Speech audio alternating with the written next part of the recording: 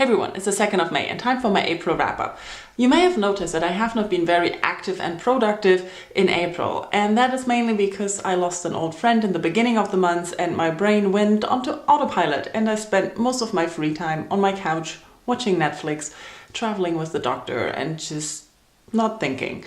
But I'm good now and May will be a much better month again and hopefully more productiveness and less life drama. So let's look at the videos I uploaded this month. I uploaded one tag, the A to That author tag, and a couple of discussions. We discussed about spoilers, and I want to apologize. When I talked about trigger warnings and LGBTQ characters, I didn't mean that LGBTQ characters are a trigger. I just wanted to know if you deem it necessary to mention them in books. And I really loved your responses to that, because for most of you, it was not really clear. There was like two sides to it. A lot of people said like, well, if you are sensitive to certain topics, go research a book. Don't rely on the reviewer to tell you. A lot of other people said that it doesn't hurt to mention it. And also the fact that there are so many triggers out there, it's very difficult to do. So it seems like no one really knows what to do, but there are a lot of sources where people who are dealing with triggers and have problems can find out if there are triggers in books. So I'll try to mention it in the description, but not in the video when I'm talking. So I cannot promise to do that for every book because, as I said before, I don't always notice triggers. But if I think there is some sexual content or abuse or some violence, which might be a problem, I will note it down in the description, but will not mention it in the review because I still think it's kind of a spoiler. And with the LGBTQ question, there was it was different. A lot of people thought like, yeah, it doesn't matter if straight people fall in love, so why does it matter if it's gay people falling in love or whatever? And others said, it's nice to know that there is a book with that kind of character so that they can read it because they want to read about it. So I really don't know how to handle that. I will go book by book because I really don't know how to do that. If I remember, I might mention it in the description as well. If it's part of the story which might spoil that one character is gay, I will definitely not mention it. But other than that, I really don't know how to handle it, so we'll see and we'll take it as it comes. The other two discussions we had were a little bit more lightheaded. We talked about reading things again for the first time, and a lot of you said they really wouldn't want that. They would want to have the same experience again, but you couldn't guarantee, and they were afraid that you would lose that experience for your past life. So that was not really a favorable thing, but looking for the same experience in other books was something they favored.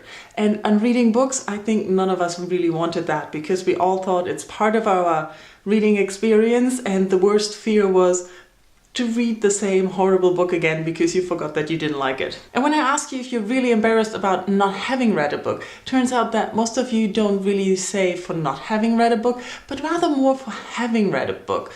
And it's always in connection with others, that you're not embarrassed for yourself about having read a book, but maybe when you talk about it to others and you feel like, oh, it's not such a super classy book or not a well-written book or the topic is just really light, that you feel an embarrassment there. When it comes to not having read books, most of you felt anger, frustration, or disappointment and the sadness about it. And then I really like that a lot of the young viewers I have said, well, I'm too young to feel embarrassed for not having read the book. And I think that is the best thing you should remember.